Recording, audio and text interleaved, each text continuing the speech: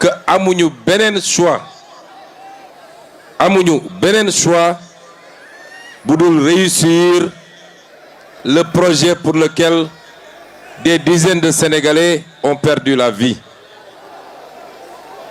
Est-ce que vous êtes prêts pour que ñu réussir projet boobu?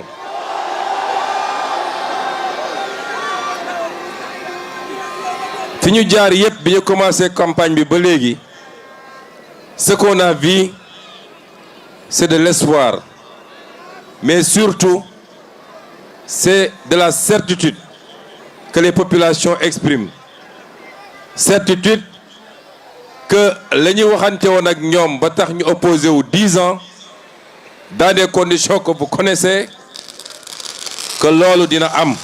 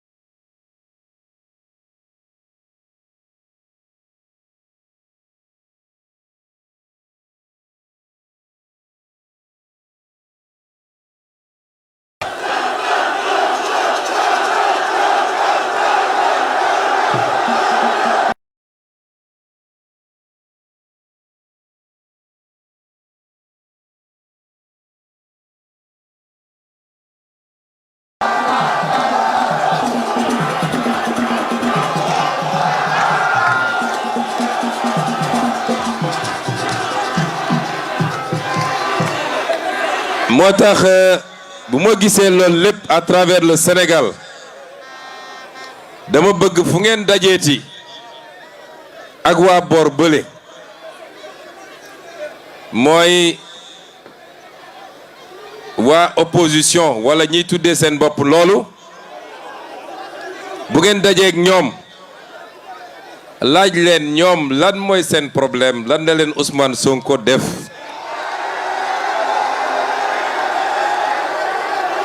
parce que nag ku gis lii te mu am ci Sénégal yépp xam naa ni de nit kuy yàq wala nit kuñ sénégalais yi wóoluwul mënoo ko am. kon ñoom lan mooy seen problème ndax ñenn ñi mooy ñi ci bëri ci ñi ñu bokkal génération politique. su ma nee génération politique nag mooy ñu duggandool ci politique am na ci ñoo xam ne retraité nañu waaye ñoom ñoo démarré ndoo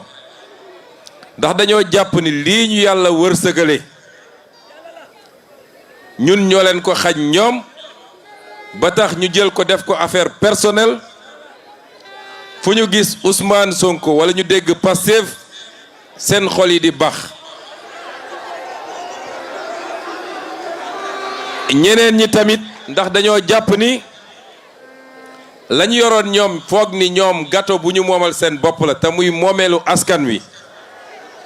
ñu jàkkaarloog ñoom ba jëlee ko seen loxo jàpp nañ ni ab teranga buñ leen xañ la ñoom. yooyu yëpp ndax moo justifié lii ngeen gis tey te mu safaanoo lool ak li askan yu bëgg. 6 mois yi jiitu ñoom ñëpp dañoo takkoon seen rajo nekk Ndakaaru di wax rek di désinformer di calomnier di wax yoo xam ne amu ci dara lu taxaw jàpp ni mën nañu nërmeel askan wi. waaye bi campagne bi commencé ba léegi am na ci ñoo xam ne bis bu ne ma gis seen vidéo ñu toog seen kaw oto waaye duñu wone lu leen wër de ñoom rek la ñuy wone.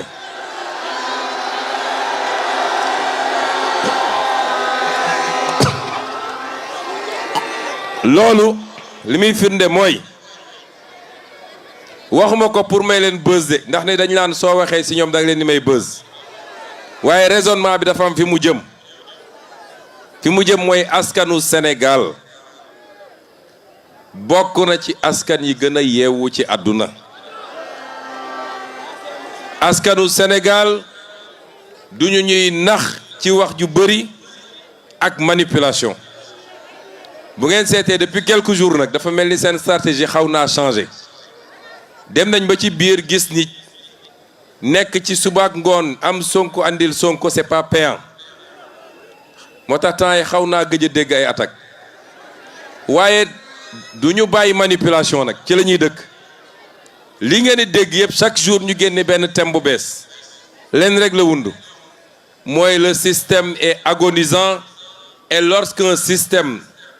pourri jusqu'à la moelle est agonisant, il faut l'achever et l'achèvement c'est le 17 novembre 2024 en votant massivement pour que ñu am une majorité bu kenn musul gis Sénégal loolu mooy achever le système définitivement ndax Tambacounda pare na ndax le pôle sud-est pare na parce que fii waxu pôle lañ fi wax may remercier tous ceux qui sont venus yokk ci liggéey bi ndax li ñu war a liggéey li ñu war a defar ci Sénégal ñëpp xaj nañ ci donc monsieur les maires ñu ngi leen di gërëm di leen jaajëfal ñoo ngi féliciter tamit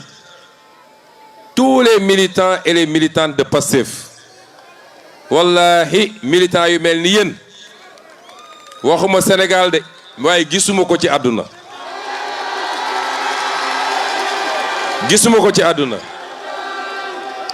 ma leen di jottali it nuyoo son excellence le président Bassirou Diomaye Faye ndax sànq bi may ñëw jóge Kédougou déggante nañu waaye fu mu toog bopp baa ngi métti ndax lii daanu ko raté te su sañoon fii la koy fekk mu bokk ak ñun lii waaye mi ngi leen di nuyu di leen gërëm tam ndax élection présidentielle bi man maa ñëwoon fii bi ñu séparé woo à partir de Kolda moom mu remonté ci Nioro man maa ñëw Tamba ngeen tertuma fii 2 heures du matin wala lu ko raw ngeen jëloon engagement ak ñun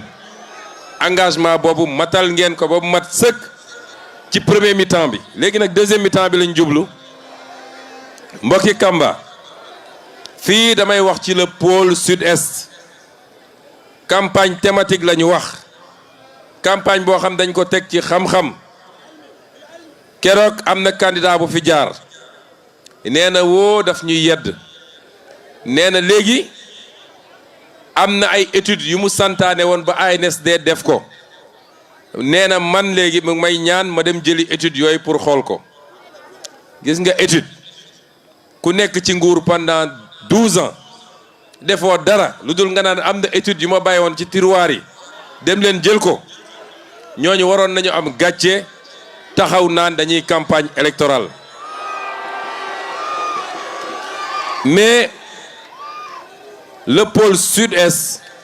moo boole ñaari région muy région de Kédougou ak région de Tambacounda yéen waa Tamba yéen waa pôle sud-est dama bëgg ngeen am une fierté mooy Sénégal dañ dem ba andi benn stéréotype ñu ne Tamba même ñi fi mujjee am problème boroom yoonu Bakel yi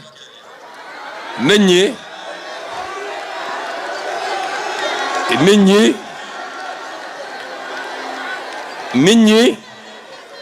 dañ doon wax ah Tamba de tàng na stéréotype bi ñu def mooy soo nee Sénégal oriental ñu ne la fu tàng la fu wow la dëkk ba dëgër na dama bëgg ngeen am une fierté. Est-ce que vous savez que vous êtes le pôle le plus riche du Sénégal? Est-ce que xam ngeen ko? Le pôle le plus riche du Sénégal. Keroog bi ñu présenté référentiel bi sooy jël classement Sénégal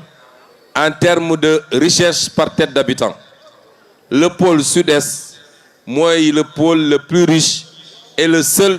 qui a un PIB par tête d'habitant de 1 million amul beneen bu ko am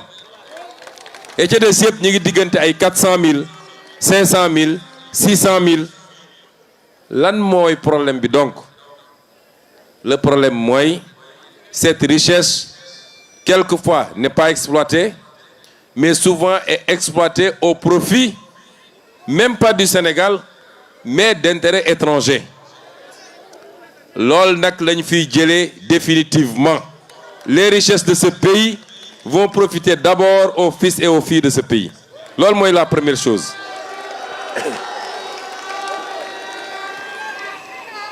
le pôle sud-est bu ñuy wax tàngoor xam nga Dubaï amul fu ko gën a tàng ci àdduna désert la Dubaï Arabie Saoudite désert la te ñépp a ngi dem foofu tey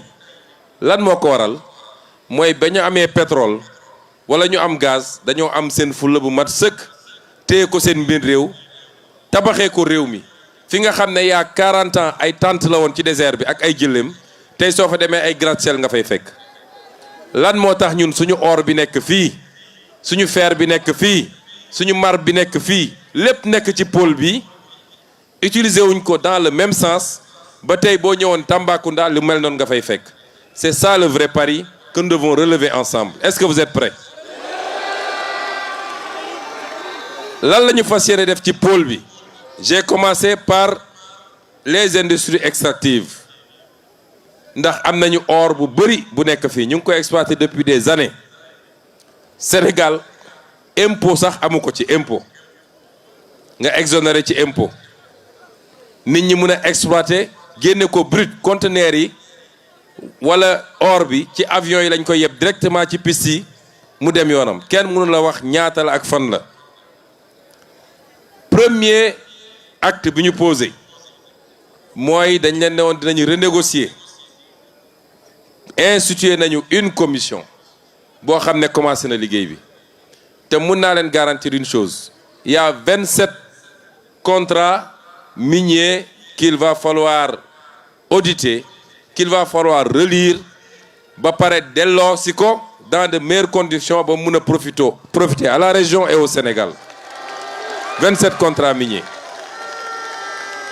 parce que dañu bëgg fii li nga xam ne moo fi am ñu exploité ko fi wax naa ko léegi à Kédougou réew muy produire or te amoo comptoir de commercialisation de l'or même nos bijoutiers sénégalais bitim réew la ñuy dem uti or loolu mooy yàlla may la alal nga sàggane ko mu génn ba pare ngay wër di yelwaan donc amuñu comptoir de commercialisation de l'or amuñu raffinerie or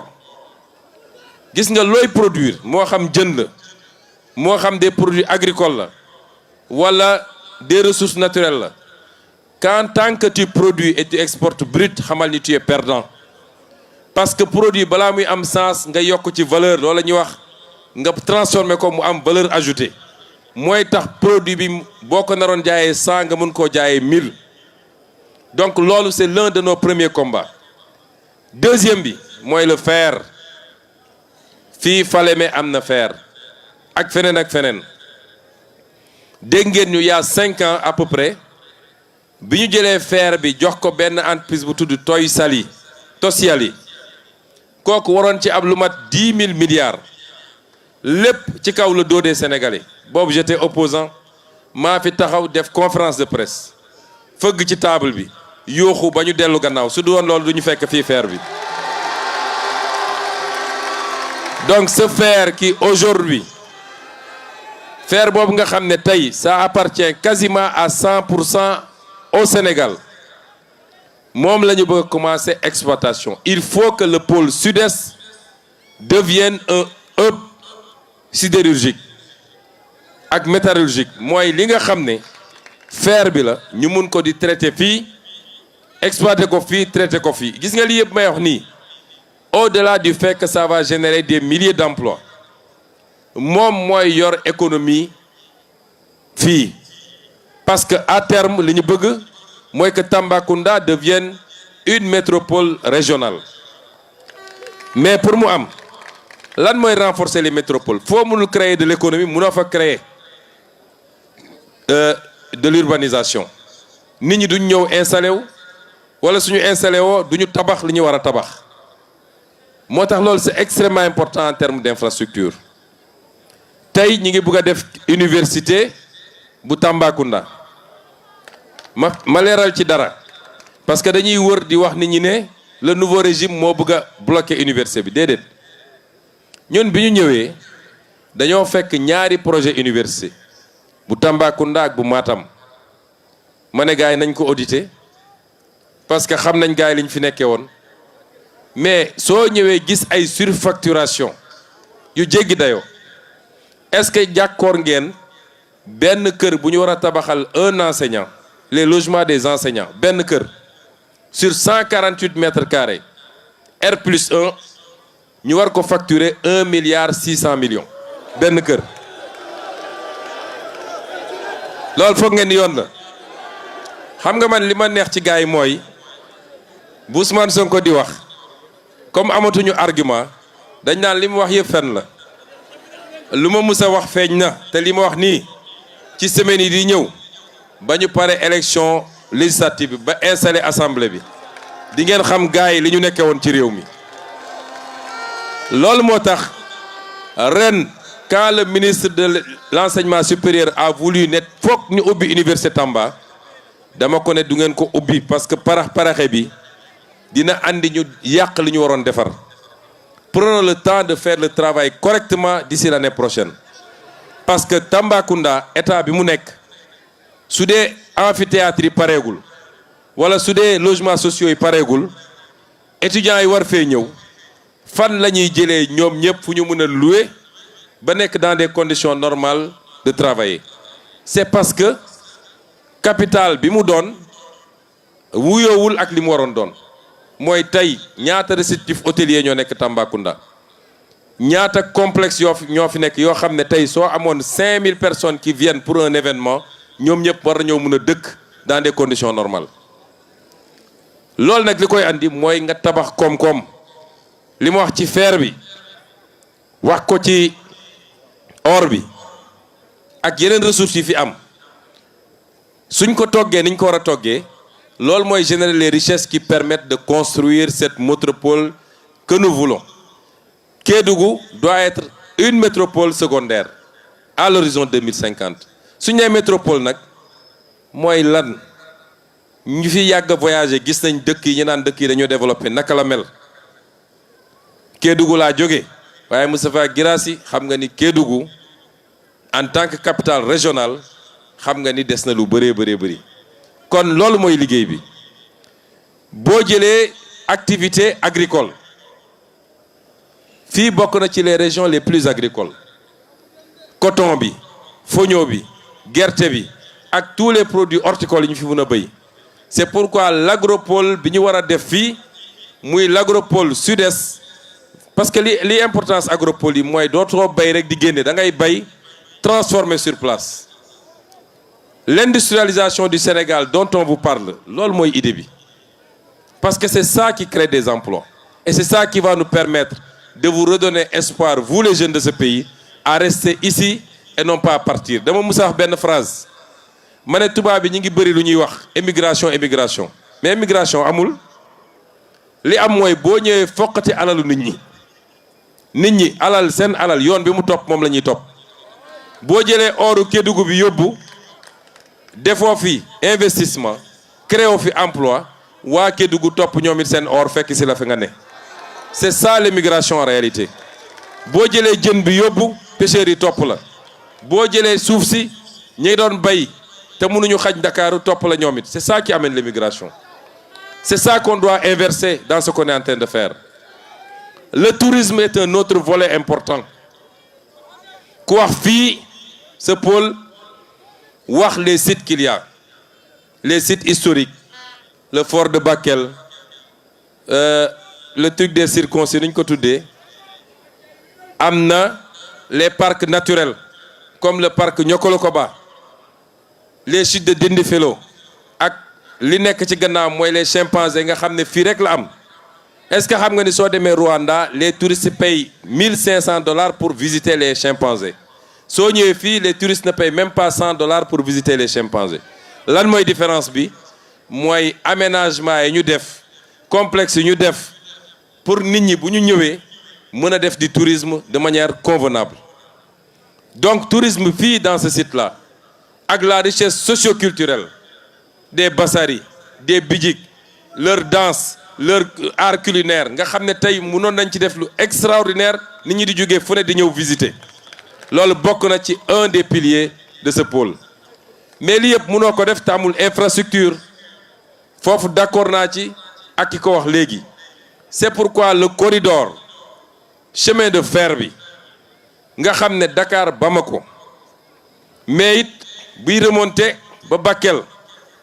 en passant par Falémé bi pour l'exploitation du fer bii dem ba Kédougou ak biy wàccaat dem ba Casamance boo seetaanee le plan Sénégal bi ñu wane sur les corridors tu verras que loolu mi ngi au cœur de la vision 2050. C'est extrêmement important parce que c'est sans ces infrastructures il est impossible li nga bëgg. Est-ce que xam nga ni feeru Falémé bi def na léegi 50 ans depuis qu'on a décidé de l'exploiter exploité wuñu ko parce que option bi ñu jëloon c'est l'exportation brute. Or fer bi il faut mu ànd ak chemin de fer bu koy yóbbu mais également ak fu ñu koy exploiter ak fu ñu koy transformer yii yëpp bu ñu ko dajalee day dellu si li ma waxoon mooy pôle bii tey moo ëppale théoriquement laa wax nag théoriquement soo jëlee revenu par tête d'habitant moo ëppale ci Sénégal yëpp mais quand tu crées une croissance extravertie mooy li xew Sénégal depuis presque 10 ans ñu naan ñu on a une croissance de 7% te njëriñul Sénégalais yi parce que 80% de cette croissance est captée par des intérêts étrangers bu ñu wëlbatee loolu nag ba mu dellu si fii la ñu bëgg à l'horizon 2050 ce pôle continuera à être le pôle le plus riche avec 4 millions par tête d'habitant mais mu doon 4 millions boo xam ne luy des fii la ci biir pôle bi en tout cas au moins les 90% des ci biir pôle bi lii mooy la vision 2050 et c'est à ça qu'on vous convoque. Est-ce que vous êtes prêts à accompagner le président Bassirou Diomaye Faye pour la réalisation de lii ma leen wax nii particulièrement vous la jeunesse pour ngeen accompagner ko nag je vais vous donner quelques recommandations. La première c'est la patience réew kenn du ko tabax ci benn fan réew boo dégg mu développé suñu la waxee fan la nekkoon il y a 70 ans fan la nekkoon il y a 45 ans ça se fait étape par étape. On est parmi les 25 pays les plus pauvres loolu c'est parce que ñi fi newoon liggéeyuñu. Il faut ñu génn d'abord de l'extrême pauvreté génn ci situation des pays les plus pauvres dem vers les pays à revenu intermédiaire doog a dem ci émergence doog a jublu ci développement. Étape yooyu yëpp nag lu ñu war a ànd liggéey la. Ce que je veux dire à la jeunesse ne soyez pas pressés bu leen xeeb benn liggéey. Quand on vous invitera à revenir à l'agriculture andi les moyens de faire l'agriculture moderne mooy andi le matériel qu'il faut financer l'agriculture mettre en place un système pour que lu nit ñi bay ñu jënd ko la ñu bëgg mooy leen les jeunes bu leen xeeb loolu jàpp ni tout le monde doit être dans les bureaux avec climatiseur et cravate. La bureaucratie ne fait pas des milliardaires. Les milliardaires sont ceux qui sont dehors et qui travaillent dans les champs, qui travaillent dans le commerce, qui travaillent dans l'industrie. Nous voulons que vous ayez cette ambition-là. Est-ce que vous êtes prêts pour nous accompagner ci loolu? Le premier acte pour loolu man garantie ma leen mën a jox mooy ñun vous êtes yéen a ñu tànn teg ñu fii ñu teg nii sàcc xaalis dootul am ci réew mi détournement de deniers publics dootul am ci réew mi l'argent du pays dinañ ko delloo au peuple dinañu am gis-gis bu leer nañ ak ay programme bu leer nañ loolu mooy contrat bi ñu luye. Ce qu'on attend de vous c'est que vous nous accompagniez pas par pas chaque jour fu ñu leen woo na ngeen ñu uyu si ñi leen di gëmloo way yéen a leen woteloon yéen a ngi ni amagu leen liggéey. Quand tu as 65% de jeunes munoo leen créer emploi en 6 mois ñoom ñëpp surtout soo ñëwee fekk ñu yàq réew mi endetté ko ba mu egg ci baat bi dafa am une phase de rectification une phase de redressement loolu la ñu bëgg ngeen ànd ak ñun. Est-ce que vous êtes prêts? Premier acte bi nag mooy élection législative bi ngeen jox ñu les moyens de gouverner parce qu'il nous faut gouverner 6 mois yi passé yoruñu assemblée nationale est-ce que dégg ngeen ñu voter une seule loi ñaari loi yi ñu yóbbu assemblée nationale dañ ko rejeter fexe nañu sax pour daaneel sama gouvernement kon su ngeen bëggee programme bi ñu leen tëral ñu dérouler ko rapidement da ngeen ñuy jox une majorité confortable bu boobaa nag bu ma fi dellu siwaatee dans le cadre de la campagne mun ngeen ma xool les yeux dans les yeux ngeen ne ma laajoon nga ñu président de la république ñu jox la laajal nga ñu majorité assemblée nationale ñu jox la 155 députés waaye def nañu 4 ans gisuñu résultat gisuñu début résultat loolu mooy contrat social ak contrat moral bi ñu bëgg am seen diggante suñu digganteeg yéen kon dem leen jëli carte électeurs yi parce que ñu jëlagul seen carte ba léegi ensuite le jour du vote na ngeen teel a jóg parce que li ma gis nii bu ngeen toogee ba 18h yéen ñëpp ngeen sotteekoo ci bureau de vote yi du sotti est-ce que vous nous promettez qu'à 7h du matin les bureaux de vote seront remplis à bord ngeen voter massivement pour notre liste ñu am majorité bi ñu bëgg est-ce que vous le promettez kon Tambacounda vous êtes l'avenir du Sénégal vous êtes le présent du Sénégal vous êtes le cœur du Sénégal soyez fiers d'être des citoyens du Sénégal mais soyez fiers d'être des natifs du pôle sud-est bu leen kenn jëlee ci loolu et dans quelque temps si on fait ce qu'on doit faire gëm naa nit dina jóge fu ne di ñëw Tambacounda installé wu pour pouvoir travailler décemment mais du waa Tambacounda ñooy émigrer pour dem Dakar je vous remercie pour votre attention asalaamaaleykum. Center